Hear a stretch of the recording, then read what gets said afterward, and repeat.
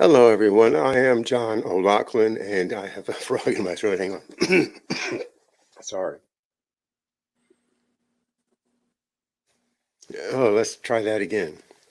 Take two. Hello, I'm John O'Loughlin. Welcome to McDuff Lives. And happy Flag Day, by the way. I got my flags, and I noticed that nobody was noticing it's Flag Day. But so here I'm going to celebrate with you, David, and everybody else. We're going to have a little round of the grand old flag. It's a grand old flag, it's a high flying flag, and forever in peace may it wave. It's the emblem of the land I love, the home of the free and the brave. Every heart beats true for the red, white, and blue, and forever up boast nor brag. But for all acquaintance be forgot, keep your eye on that grand old flag. Hurrah for the flag. All right. Now, I think that was long overdue, folks. There hasn't been too much celebration of Flag Day in a while, but uh, this is uh, this is what we do here. We try to fill in the blanks where information or tradition may be getting lost, and that is part of my life is trying to keep old traditions alive, especially in the musical field. So enough of that. I had fun. I hope you did too. It's a grand old flag, and I love the idea of forever in peace may it wave. Um, David, welcome. Thanks for joining me again. It's always a great pleasure. Thanks for having me. Happy Flag Day, John. Yes, well, and thanks for joining me tonight. It's incredible. An incredible time to be participating in the most amazing research projects that I can imagine. I mean, here I am looking into the insides of cells, um, imagining what's going on in Putin's brain, trying to figure out whether Warren Buffett is cornering the nuclear uh, market in Kazakhstan, wondering what's going on in Antarctica, keeping an eye on the contrails and things in the sky, and also Elon Musk up there was shooting, dozens of satellites here and there, and everywhere. It's a crazy, crazy time to try to keep a handle on what's going on, but I mean that's what we've been trained to do. I mean, I went to school. My parents made me, to try to get the best to get to the point where I was a really good critical thinker. That was what was valued, was to have an education that would let you make good judgments, good decisions, not fall into traps and to be waste your life in somebody else's scheme, or to find out who you really are and to develop your talents or your creative nature, to try to have a chance to have a life that feels like you've been free, like you've fulfilled all of your hopes and dreams, and that's the American dream to me.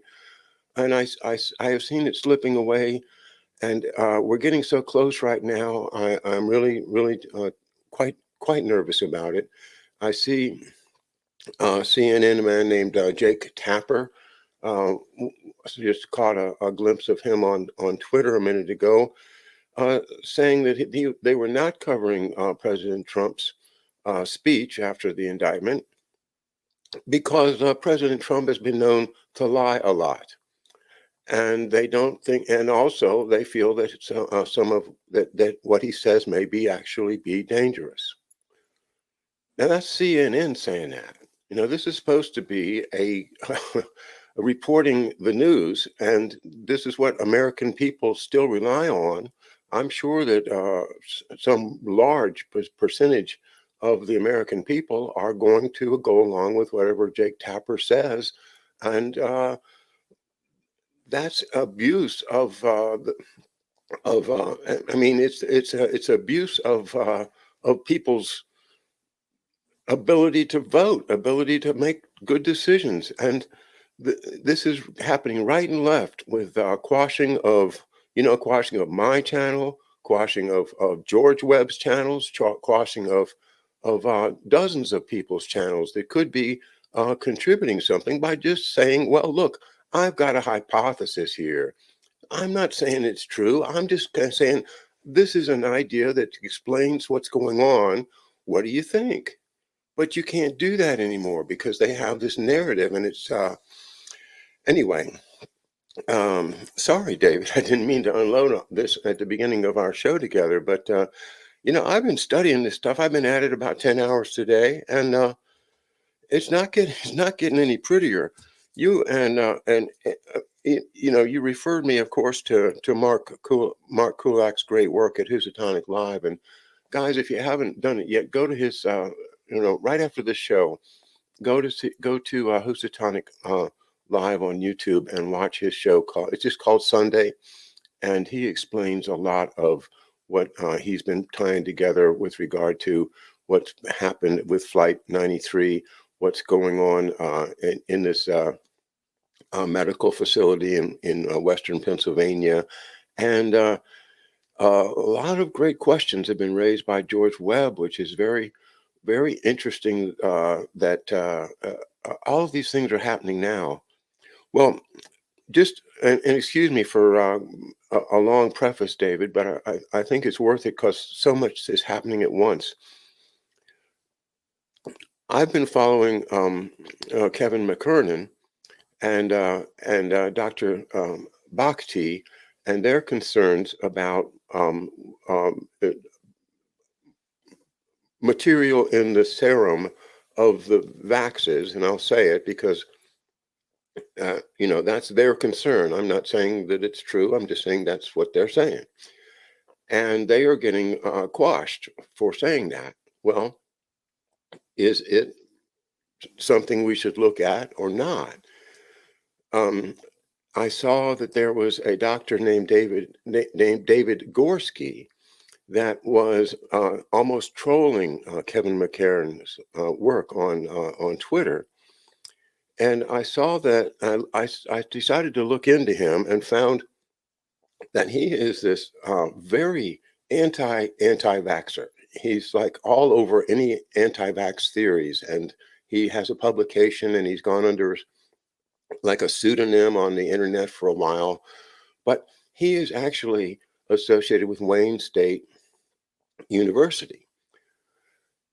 And I mentioned him to you in a side message, and you said, well, Wayne State University, that's where AZT was patented or is attributed to that university.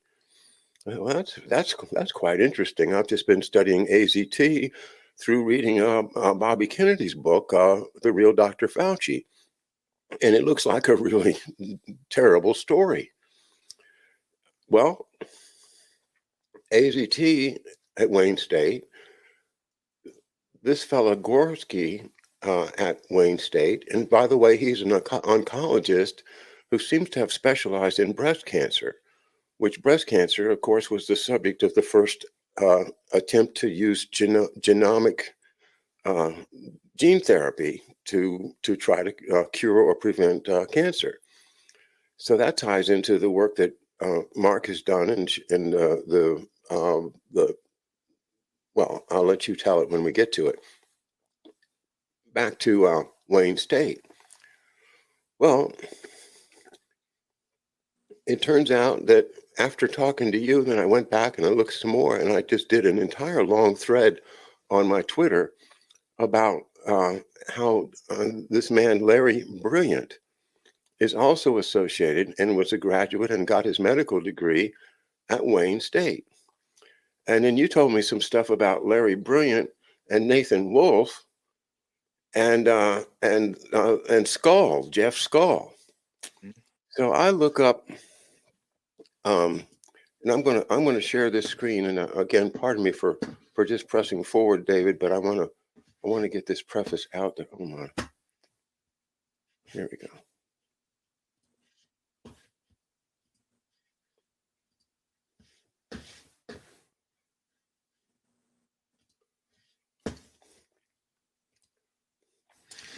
So, okay, I think you can see that now. Yeah, notable alums, and it's Lawrence Brilliant. This is the man known as Larry Brilliant. Uh,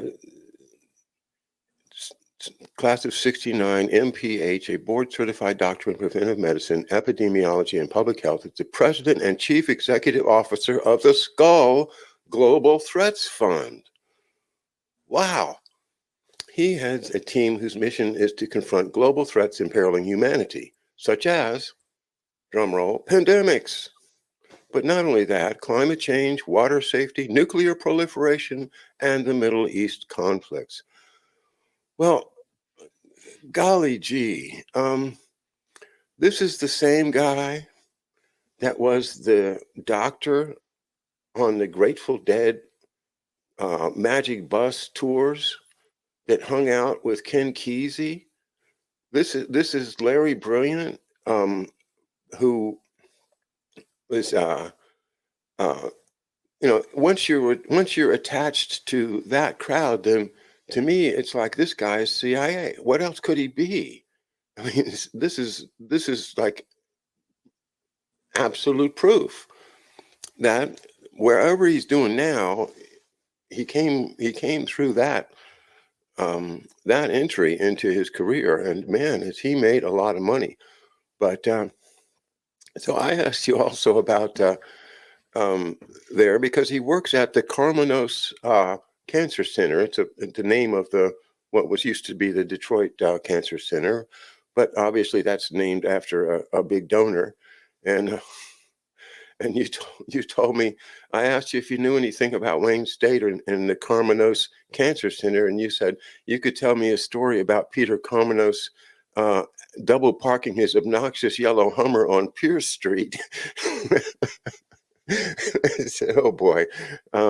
Well, David, you're Mr. Detroit, and there's 4 or 5 other big connections with it. It's also let's see who have I covered. I covered Larry Brilliant, um, Skull. Well, uh, Ebola comes into it too. One of their doctors went over to Africa to try to help with the Ebola crisis, and Mark's been all over Ebola lately with tracing that to the Marburg in Germany, which that really does get very close to Kaiser Wilhelm and back to the same, the same, you know what I mean. Uh, the tentacles of the same octopus, in my view. Um, and so this this Wayne State appears to be so off the radar screen, but to have all of these connections just seems to me very astonishing. So, and there it is right there in Detroit. So I'm sure you can tell us some more. All right, enough of my probably too long introduction, but I wanted to just lay the foundation for what I think is just another very, very small world, a Mhm. very small world indeed. Okay, how would you like to carry forward from there? Well, I can, like I've said, this is a lot of these areas are I've looked at a lot because for people that know Detroit, Wayne State is a urban university named after Anthony Wayne that I'm sure you've studied in your history of great generals and the Mad Anthony Wayne. But it's really the thing that stands out about Wayne State, and I said this a long time ago when I first discovered the AZT connection, is that it's literally just on the same campus of where the General Motors headquarters is and the Fisher building. So I've always suspected there's been a deep tie between General Motors because as everybody knows that Ford Motor, General Motors, Chrysler, all major international corporations are um, based in Detroit, and at least were at one time. So so we can start with Larry Brilliant. He grew up in Detroit. He went to University of Michigan as an undergrad, then he went to Wayne State for medical. Wayne State is known for having a really prestigious law school and a medical school that is affiliated with like the Harper Hospital System, Harper Receiving, which is now called DMC, Detroit Medical Center. So there's a lot of history. Peter Karmanos, who I mentioned about his yellow Hummer that he used to park in Birmingham, after he sold, his company was called CompuWare. He also, Mark Kulak will probably remember this. He bought the Hartford Whalers, so he's got a Hartford connection for McDuff. That he bought the hockey team and abandoned the Hartford hockey program and took them to Carolina. They became the Hurricanes. So he was the one that did that. But his wife died of breast cancer, so he donated to create this Karmanos cancer organization. And as you mentioned, Jerome Horowitz, he was working at Wayne State, and he is credited with discovering AZT. But of course, I always think with this General Motors and Ford, with this connection with Europe and really globally, that AZT potentially is something that could have been developed during World War II, and then brought through Wayne State. The reason that I say that is this is going to go back to the Gibson Island stuff. So there was the head of the chemistry department was a man named Neil Gordon. Neil Gordon was the person that organized what was called Gordon Research Conferences. That was the organization that sponsored the Gibson Island, Maryland conferences, which basically brought in the top experts in the world in different fields like chemistry, engineering. It just seems like a intellectual property exchange where people come in to a remote location and they, use, spoils of war technology probably was what I think that they were brokering. So Neil Gordon was he was at Wayne State, running the chemistry department. But the other thing that stands out with him was he died the same week as James Forrestal, same way, jumped off the top of a building, same week as Forrestal, who, for people remember, he was the first Secretary of Defense. Then he had his falling out with Symington. George Symington, who of course also famously fought with the over the, because he was an Air Force person, and he fought with gosh, I'm gonna forget with the fighter jets. I'll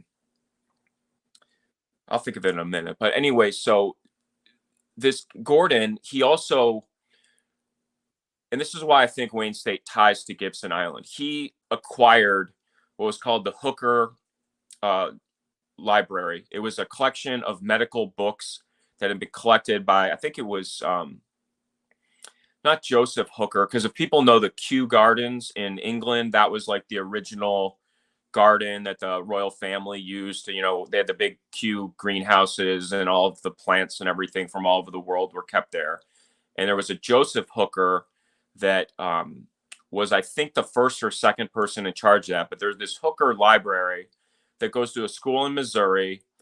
And then when he dies, that was where Gordon was before. And then when Gordon comes to Detroit to work for Wayne State, he brings this Hooker Library. And of course, Sebastian Kresge also contributes to bringing it to Detroit. So it's called the Kresge Hooker Library. And the person that was the scientific advisor for it was a man named Harvey Merker.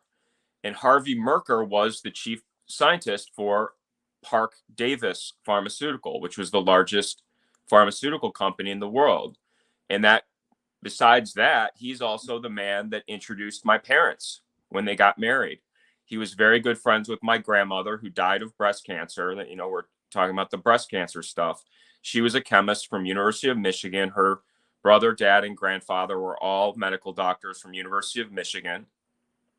And she, like your father, why I connect with you so strongly is because my father had a very similar experience as you did, only it was his mother that passed away when he was a freshman in college. And that was a really it was a really hard thing for him. He was very close with his mom, and he also, on top of that, he had gone to Colorado State. His girlfriend from high school was the same one whose dad was the had what was called R&M Paints. It was the largest auto paint company in the world. And then her uncle was George Mason, the one that brought AMC together, and he's the one that died of pancreatic cancer for George Romney to take over AMC Motors. And this is what I was talking about on George's space this week, was how George Romney, after running AMC for a couple of years, he then became the governor of the state of Michigan. And when he was the governor, he created the Michigan Health Department that was the original founding institution that became Bioport. And then later Bioport became Emergent Biosolutions. And Emergent Biosolutions is the company that does the anthrax vaccine. It does, it's been involved in a lot of vaccines. We've talked about it with Frauda Hilbery, who was the Iranian director of it, but of course Robert Kadlec, who was one of Trump's chief advisors during COVID, was also a consultant for Emergent Biosolutions for years.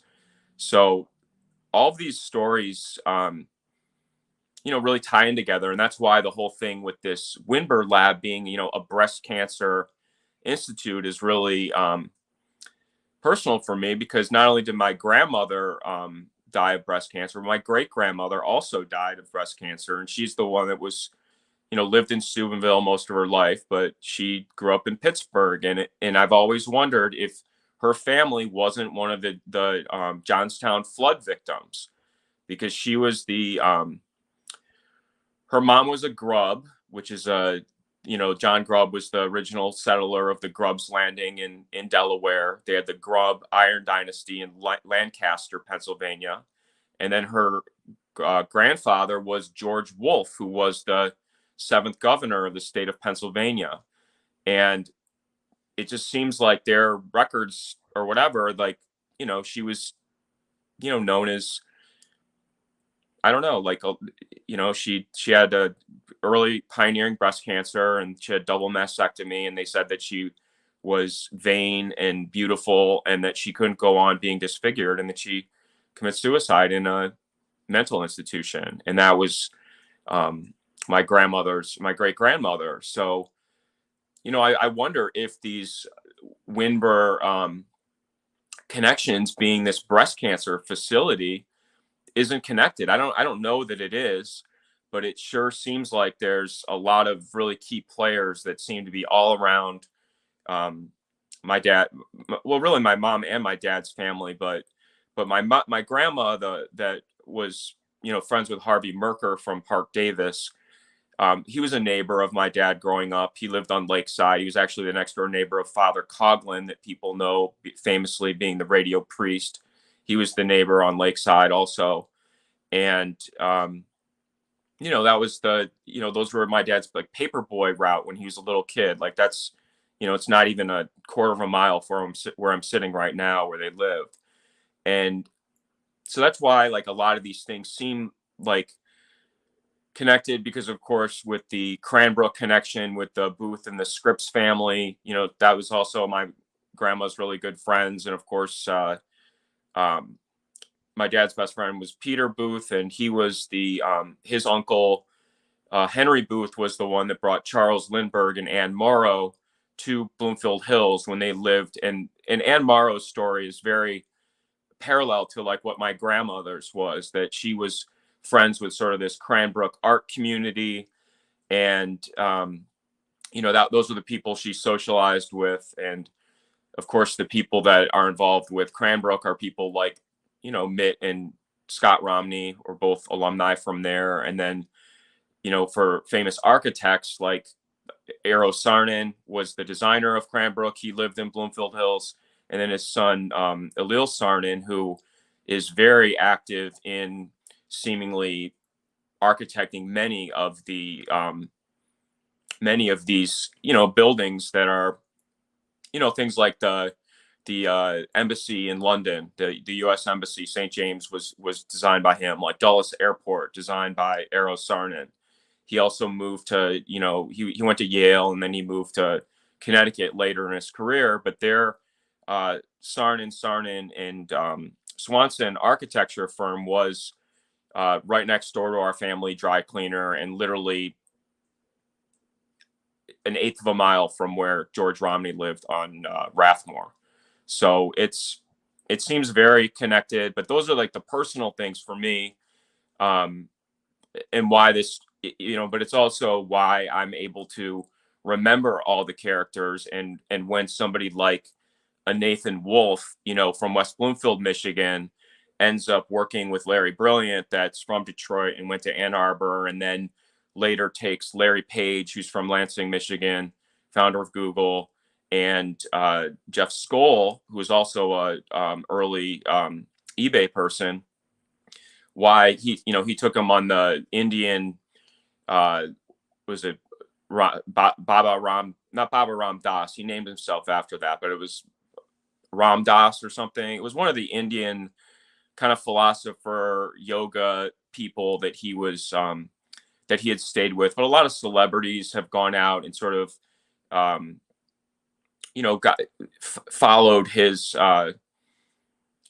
ideas and leadership, as far as like a sort of more of a Buddhist, Hindu kind of idea of alternate religion. So that's, I don't know if you have I'm sure you have a lot of follow up on that, but that's kind of the starting point for why this stuff is, it's sad. It's honestly, it's sad. It's sad for me, a lot of it. The airport out in Chantilly, Virginia, is named after one of the infamous brothers, the Dulles brothers, and the connection to my father, of course, is that after my father was gone for a couple of years, his father, Tom Sr., had come to visit us, and we needed to get him to the airport. We had to set up a flight for him to get back to Hartford, and the flight left out of Dulles Airport. And so we got in the car and we're taking him out there. Where are we going? We're going to Dulles Airport. And Grandpa said, "I will never say that name." He said, "I'll never say that name." He said, I'll call it Dooley's Airport." And that, and that was all that he ever said about it. But it was, to me, when think about what my father would have told his father was going on, I think it's probably, that's a pretty deep connection. And these tragedies involving breast cancer in your family, and the choice of these genomics people to try to attack breast cancer from a gene therapy point of view, kind of brought back to me the story of Dr. Mary's monkey, and the idea that they had screwed something up and they needed to run these tests to try to come up with an antidote or to fix it, in terms of messing around with cancer. And that also resonated with me when I was listening to, and I think I'm going to recommend a channel called Climate Viewer by Jim Lee, which is a weather modification channel that's been going for, I think, 14 years now, and he's got quite a lot of depth in that. But anyway, he was talking about how it's the metals in the air that are giving us cancer, and and these metals are coming from military stuff, They're coming from airplanes. They're coming from military bombing ranges. They're coming from all kinds of tests that are going on up in the atmosphere that we don't, we never know about, and we don't worry about it because we don't think about it. But the idea is that perhaps they realized that they had let something out through chemistry, through too much, messing around with too many different unknowns, and let something out that was causing an epidemic of cancer, an epidemic of soft tissue cancer, breast cancer, and others. And that this is why that they decided to put all this, crash programs and billions of dollars in it. Not necessarily because they want to build this, hypothetical sword and shield of military capacity, but simply to try to keep a lid on the problem that they created. Um, I'm just thinking out loud. What do you think? Well, I think that Jonas Salk worked at University of Michigan developing the polio vaccine. That people talk a lot about the Cutter incident, but he was at U of M, and the first pharmaceutical company that was given the license to produce the polio vaccine was Park Davis Pharmaceutical in Detroit. And my grandmother's background is very parallel to Mary Sherman as far as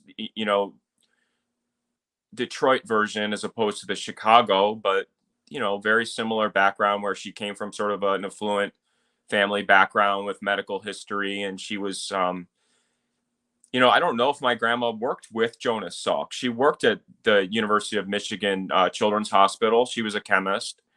I know that she went to Case Western in Cleveland to work on blood transfusion things. And again, with Charles Lindbergh is also deeply tied to artificial hearts and different elements. So I don't know. I look at more like I don't know about releasing the things. I don't know. I can't prove that. So I don't know. I mean, I'll try to I try to remember it and take into account all of the hypothesis that people have. But I when you're talking about your grandpa's reaction to Allen Dulles, I'm the same way. Charles Wilson was the Secretary of Defense. That Allen Dulles was the CIA director, and John Foster Dulles was the Secretary of State.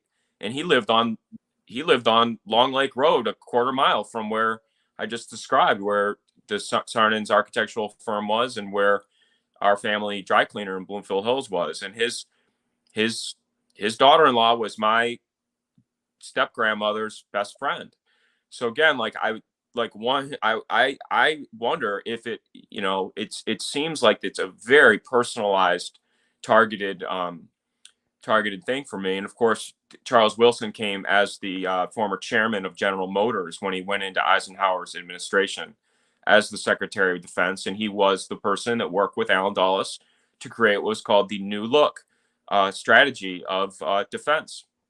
So these, there's a lot of connections to these things, and it's why I'm very empathetic to what happened to you and your family. And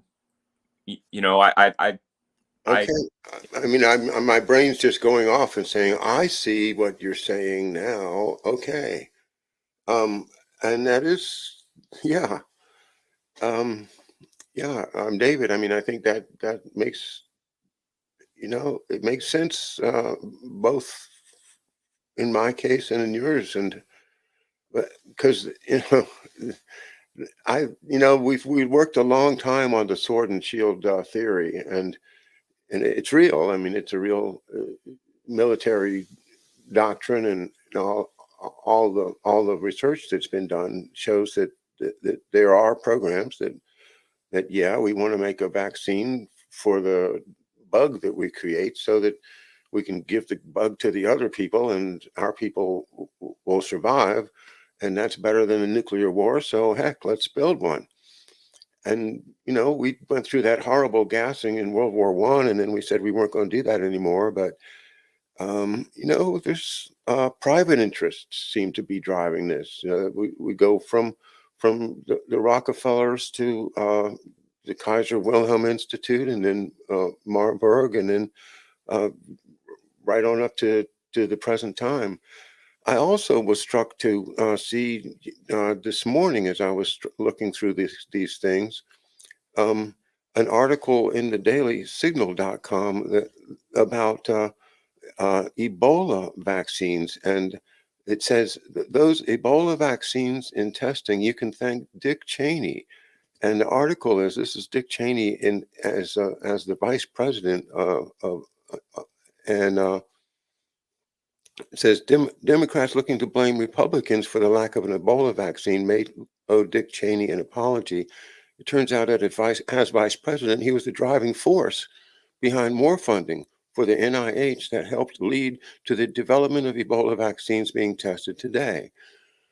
From the time scientists first discovered the deadly virus in 1976 to 2012, 24 outbreaks of Ebola claimed the lives of roughly 1,500 people, far less than the nearly 5,000 killed in the current outbreak in West Africa. This is the one in which that doctor from Wayne State got Ebola, came back, was treated for 4 days in New York, and was released as cured. Um, the whole Ebola thing from Mark Kulak's work, and again, all of this is happening, on a daily basis. We're learning more and more things. Comes from Marburg, Germany, which has its deep connections. And the idea, though, that it was Cheney who was driving to get vaccines reminds me of at 9/11, when we have quotes of Cheney suggesting that they might need to take an anthrax vaccine. Suggesting to Bush, should we take up an anthrax vaccine? Based upon, again, as Mark has pointed out, a lot of chatter, a lot of stories. But that brings us right up to this whole question of, you know, is there a war going on inside of our government in which Cheney was on one side and is on one side, and apparently maybe even Bush was on the other side? Because I associate Bush more with the CIA and Cheney more with the Pentagon. And that, going back to my dad's time, you know, it's been in some ways playing out the conflict between inside the American government, in which, under FDR, where it seemed like half of them were very friendly to the Soviet Union, and the other half wanted to use the Nazis to destroy the Soviet Union. But they worked together to win the World War II. But after the war, what's happened? Well, it seems that we are looking at an internal conflict that has been going on for our lifetimes. And the light does that shed on the event of 9/11 with regard to what you and others have been focusing on, and with George Webb and Mark Kulak, and this Western Pennsylvania, uh, uh, uh, the location there at Shanksville. Um, what do you hope to find out? I know George is planning a trip there. Uh, where do you where are the big question marks right now, and what is the goal in terms of how can we push the ball forward in investigating what really happened to Flight 93, and what about the story of the anthrax?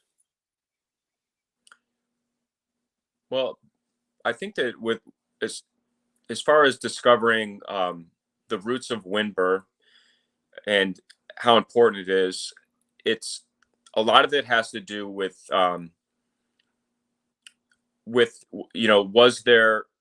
was there anthrax at the site of the crash, as was warned, according to Nick Jacobs, who was the director of that lab, where he's testified and written that, he met with a former, Mossad general and a Special Forces Army Ranger former the morning of September 11th, and that when his team went to the crash site, they came back with anthrax-like symptoms and thought they were all going to be dead within a week. So I think what they're trying to do is interview, people that were there, people that may have, initially had those fears going to the crash site. And then also investigating sort of the history of this Winbird lab, because it's, of course, was incorporated as a breast cancer institute, but was that a cover for what you talked about before with the breast cancer genes? Was it to do basically the ground level of using the Human Genome Project as creating a map of the genome, so therefore you could analyze defections in the sequences, and then you could use that information to give targeted, tailored medicine to patients. And was that what the purpose of that laboratory, as sort of an offshoot of Walter Reed in Maryland, which is the Army hospital, and also its connection with the University of Maryland, Baltimore, which featured Bob Gallo and Robert Redfield's genomics clinic that they founded there. And is there a connection between those, the 9/11 attacks basically being a, because I think what we're trying to figure out is, we knew that we got the wars because of the attack, the World Trade Center attack and the Pentagon attack, and that was the pretext for the Iraq and Afghanistan wars.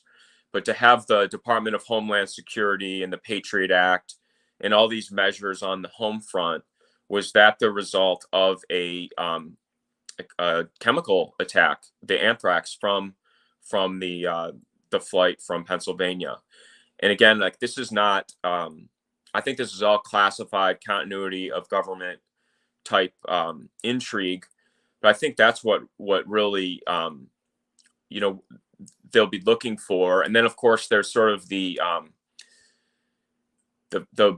kind of what seems like a bartering, because Nick Jacobs talks about this art collection coming in from Europe, and being related to the dispossessed royals of France and Mary Queen of Scots, and from Africa and Asia and India, and all these art collection that's bequeathed to him. It's just there's just a lot of odd parts to the story that just require a lot more investigation. And then, of course, the current director owner of this facility is Patrick Soon-Shiong, who is originally a South African of Chinese descent, but I wonder if it's not Korean. It sounds Korean. Professor Hamamoto can weigh in on that, but I don't know.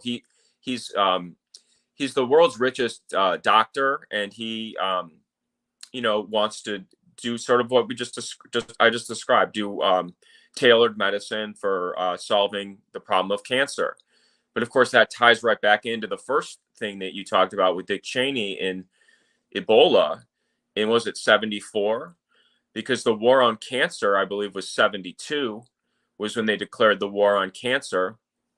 And I always think of Rumsfeld and Cheney just being like a partnership, and also with George H.W. Bush. I don't. That's just my impression from what I've read, but I don't know about Cheney. To me, he seems more like an energy guy. His dad had the history with mining in Wyoming for the Rockefellers, and then he, of course, was the chairman of Halliburton, and he famously merged Dresser Industries with Halliburton over a quail hunt, I think. I know he had shot the judge, but he also merged Halliburton and Dresser. And of course, Dresser was the company that the Harrimans were really involved in, and like Poppy Bush's first job was there. And it's an old oil service company that merged under Dick Cheney. But it's Rumsfeld that I look at more, because he was the chairman of Searle Pharmaceuticals, who was a family he must have known from growing up, because they supported his political career. They sponsored him, and were his key donator when he first ran for Congress. And then he as the president of Searle and Company, he merged them with our friend Monsanto, which has gotten a lot of, you've read Seeds of Destruction and these different stories about the agricultural and fertilizer elements of, that ties more into what you're talking about as far as using crop dusters and potentially weather modification. Is a lot of it is involved with agriculture and with food security.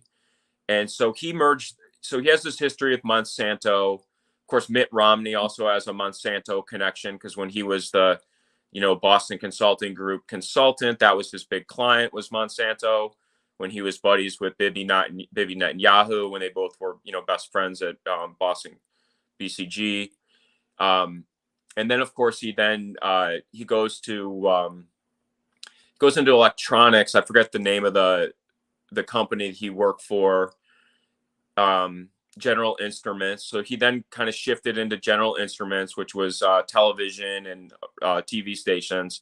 And then of course he got into Gilead, which brings us right back to our remdesivir story of now. And he, again, the Gilead's directors were, George P. Schultz. We've talked about him a lot. He was, very close, had to have been close with Rumsfeld and Cheney and Bush, going all the way back. I mean, he was involved with them his whole career. And then the other character that I just keep banging the drum on is Bino Schmidt. Bino Schmidt was the director of the War on Cancer. He was he's the person that he created the term venture capital when he was the partner of Jock Whitney from the the Whitney dynasty. And he, his son became the president of Yale. I mean, it has all the same characteristics of all these, characters we're talking about. And so I look at Rumsfeld a lot, because I mean, Cheney too, but I think of him more as being like an oil and pipeline and a mining guy, and Rumsfeld maybe being more of the chemical and biological weapons guy. Mm-hmm. So, and Deborah Johnson says in the chat room, says the Flight 93 was shot down in the nearby woods, and the crash site is fake. And I don't have any reason to think that's not accurate, because I do think that either the crash site is fake, or they had done such an incredibly fast cleanup after the crash that it looked like the crash site was fake. And everybody's probably seen those the videos where you just don't see anything. I mean, if the plane exploded, there'd be some plane parts somewhere. There'd be suitcases. There'd be Mohammed Atta's passport would be all over the place. It's just not credible. But they did find the letter that paralleled the letter that was found in Boston, which my suspicion is that Peter Strzok was the one that found it, because he was, ducked behind the pillar in the Logan airport, didn't want to get noticed on September 11th, he and his partner. So it makes me wonder if Pete Strzok wasn't the guy that went through the luggage at Logan airport. That's something for people to investigate. He was at Logan airport on September 11th. The other thing that ties into what we've been talking about was Flight 77 left from the same Dulles airport in DC. The one that, again, is controversial, whether it crashed into the hole in the Pentagon or whether, what happened with that. I don't know. I can't do the forensic analysis of it. I just, try to learn as much information, surrounding it, and try to understand the characters that may be, motivated to do whatever, however it happened. I don't know. I mean, so that's the approach I'm taking. I'm just playing with the idea, and I can't seem to let go of it, that Cheney knew that there was going to be an anthrax attack, and he prevented it by somehow using military means to take control of the planes and make them uh, crash in a way that the anthrax attack failed. Uh, I don't see any reason that that's not on the table. That's a possibility, which gets back to my war between two parts of the government theory. Um, I don't, what do you think that holds water, or do you just don't know? I just look at Cheney as an old Yale family. The Bushes, same way. I don't know. I think that there's definitely, warring between the Pentagon and the CIA and the State Department, and there's definitely competing interest among those. But it seems like for this continuity of government group, it seems like it is very locked into the Bush, Cheney, Vulcans, who again is George Shultz and Condoleezza Rice and Dov Zakheim. We've talked about a lot. Paul Wolfowitz. These characters that are that have backgrounds. Richard Pearl. These are guys that have these that tie into a lot of the stuff Mark is doing, as far as talking about like a Joshua Lederberg being sort of an architect of this biosecurity policy that we are living through now. But a lot of these guys have a background with the Wolstetter, Albert Wolstetter. He was a big Rand Corporation guy. Like Richard Pearl and Wolfowitz were close with him and with Scoop Jackson. So a lot of these, so that's those are kind of the groups I'm looking at. But as far as like the unified Pentagon versus a unified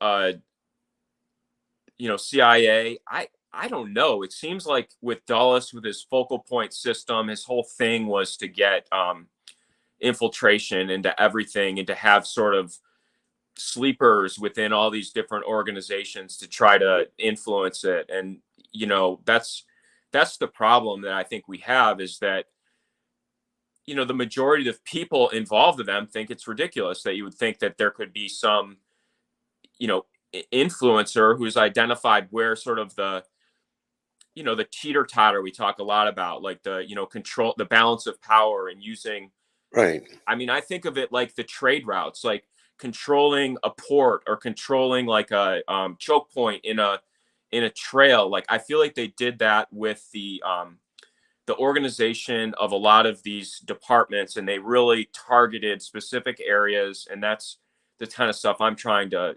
uncover, is how the systems work and how you could use such a small group of people to have such a massive effect. It is an amazing thing. I'm sure there's fights in between them, and I'm also sure that there's an overall scheme going on here. And with we must have 4, 5, 6 generations of this small clique of families and related people. Certainly, when you mentioned George P. Schultz, then I grabbed my Loomis class of 38 yearbook, and I've got George Schultz and my dad both on the football team at the same time.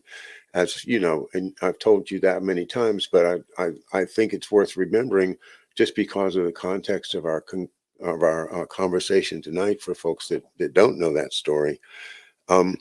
And the yeah, I mean, most of us are when we're confronted with this, we don't believe it, and we have to see it again and again. And it's like when you were telling me about the stories about breast cancer and your grandmother, your great grandmother, and I'm thinking, well, that's terrible. But then it took you explaining to me, well, it sounds like what happened to your dad, John. And I'm like, oh yeah, okay. and it is absolutely the same. Uh, no, in a sense, it's a mystery, but in a sense, like when you see the position that people are in, like where my dad was in, obvious, your dad, man, you guys were in the middle of so much. So I guess that's the great sadness, but the great benefit of having you to tell the story, David. I just wanted to add one thing too with the breast cancer was that was another big that was a big pressure point on Adolf Hitler. Also, his mother died of breast cancer, and that's why he was obsessed with cancer and with a lot of the German IG Farben cancer programs. Why he was so in favor of it. So again, like these are the things that I like.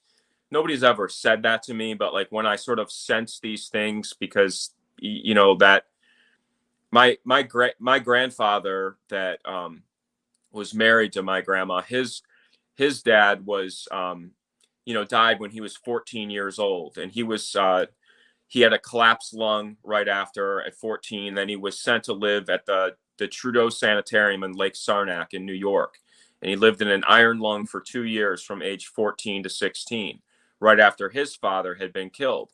So I do wonder, are they trying to create monsters, by taking away somebody and then, having these things horrible? And that's partly why I'm so sensitive to this stuff, because it does, the guy that my great grandfather, the one that died in a car accident that blamed Henry Ford, his widow blamed Henry Ford by name for his death. His mentor was Alex Dow, that was the president of Detroit Edison. And Dow was part of the Detroit Aircraft Corporation with Henry Ford, Edsel Ford, Charles Kettering, and a guy named James Bushnell Stout, who created the Ford Trimotor and then later became the chief engineer of Convair during World War II. And so, again, when we're talking about these General Motors and, these connections with my family, don't forget that Alfred Sloan was the chairman of General Motors. Charles Kettering was the head engineer of General Motors. Sloan Kettering was named after two General Motors people. So when we're talking about this Rockefeller connection, you also cannot discount that General Motors and DuPont were the same corporation at that time. So you've got Pierre DuPont, you have John Jacob Brascub. So when I get into all this stuff with the Bidens going to Archmere Academy in Claymont, Delaware, which happens to be where John Grubb settled in the 17th century, it was on John Jacob Brascub's property that became Archmere Academy. That's where Joe Biden went to school. It's where Bo, Ashley, and Hunter all went to school.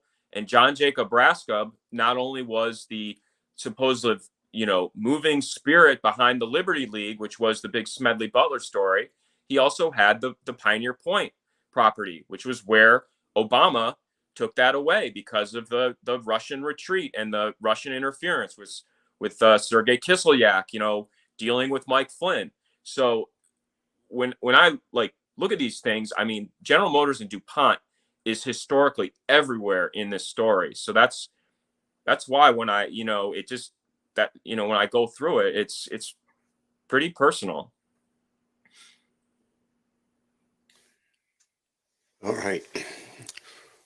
Well, this is again, we're kind of in the whitewater right now in our investigation, and there's a lot of unknowns, and we have to toss theories out and toss them around and see if they make sense. Do they hold water? To quote from My Cousin Benny, one of my favorite movies, does it hold water? That doesn't. Yes, it holds water. Okay. Well, I'm looking for theories that hold water here at McDuff Lives, and you are one of my great helps, David. Thank you so much for another evening of very fascinating and but deeply personal, and I do appreciate that part of it particularly. So it's been a pleasure, David. Thank you, and have a good night. All right, good night. Don't forget, Raska was also the treasurer of the Knights of Malta for all the, occultic, secret society fans out there. This is all so important. It really is. It's not, the Knights of Malta is a huge deal. and you can't just say, oh, they wear funny outfits once a year, And no. ride their horses in Virginia with their uniforms. Oh my God. Oh my God. Don't even get me started, because well, I'll tell you the story the next time, David. Good night, everybody. Good night.